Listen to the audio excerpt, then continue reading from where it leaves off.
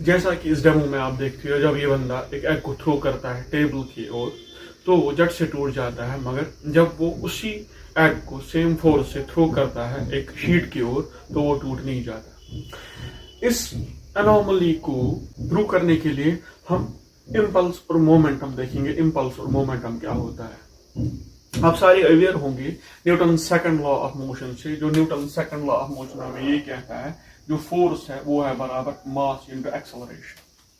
अब एक्सेलरेशन जो है वो है चेंज इन वेलोसिटी पर यूनिट टाइम। तो मैं ये कह सकता हूं जो एफ है वो है बराबर m delta v divided by t, that is change in velocity पर यूनिट टाइम। अब टी को मैं अगर यहां पे ले लूंगा ये बन जाएगा f into t, that will be equal m del we.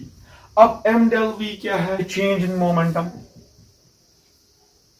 Change in momentum, और एफ इंटू टी इसी को हम कहते हैं इम्पल्स।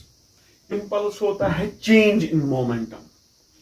इम्पल्स किसके बराबर है, चेंज इन मोमेंटम के।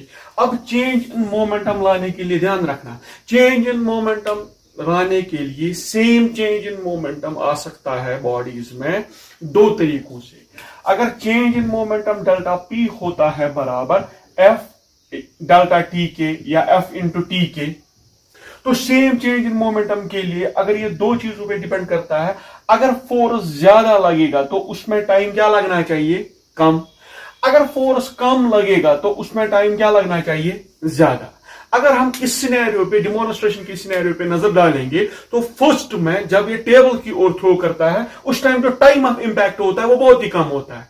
अब सेम चेंज इन मोमेंटम के लिए अगर टाइम ऑफ इंपैक्ट कम है तो फोर्स क्या है, ज्यादा। वो ज्यादा फोर्स उस एग को क्या करता है, ब्रेक। अब जो शीट है वो यील्ड करता है, जब शीट ने यील्ड किया तो जो टाइम ऑफ इंपैक्ट है वो क्या हुआ, ज्यादा। मगर मोमेंटम का चेंज जो है या चेंज इन मोमेंटम जो है वो क्या होना चाहिए, सेम। अब अगर टाइम ऑफ इंपैक्ट ज्यादा हुआ तो सेम चेंज इन मोमेंटम लाने के लिए जो फोर्स होगा, फोर्स क्या होना चाहिए, लो, या फोर्स क्या होना चाहिए, कम। अब वो जो कम फोर्स है उस फोर्स से जो एग है वो ब्रेक नहीं करता है, सिंपल। इसीलिए जब हमारी चीजें होती हैं पैकिंग के लिए हम या तो बबल रैप्स लगाते हैं या सिट्रा लगाते हैं, उसमें जो टाइम ऑफ इंपैक्ट होता है वो होता है इंक्रीज। जब टाइम ऑफ इंपैक्ट इंक्रीज होता है तो हमारी जो चीजें हैं वो ब्रेक नहीं होती है।